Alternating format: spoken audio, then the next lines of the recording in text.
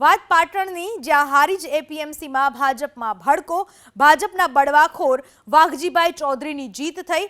Harij એપીએમસીમાં chairman અને vice chairman માટે 2.5 વર્ષ પૂર્ણ થતાં બીજા 2.5 વર્ષ માટેની ચૂંટણી જિલ્લા રજિસ્ટ્રારના અધ્યક્ષસ્થાને યોજાઈ। જોકે ભાજપમાંથી બાબુભાઈ ચૌધરીના નામના મેન્ડેટ વિરુદ્ધ બળવો થયો। કુલ 17 સભ્યોના મતદાનમાં વાઘજીભાઈને 9 મત અને બાબુભાઈને 8 મત મળતા વાઘજીભાઈ 1 મતથી વિજેતા બન્યા। પક્ષના મેન્ડેટ વિરુદ્ધ જઈ વર્તમાન ચેરમેન અને સમર્થકો ચૂંટણી જીતીને ફરી સત્તા હાંસલ કરતા સહકારી ક્ષેત્રમાં ચર્ચાઓએ જોર પકડ્યું। પાર્ટીએ મને બાબુભાઈ સવાભાઈ ચૌધરીને મેન્ડેટ આપ્યો હતો। પાર્ટીએ મને ખૂબ નાનો માણસ હતો પણ મેન્ડેટથી નવાજ્યો, એટલે પાર્ટીનો ખૂબ ખૂબ આભાર।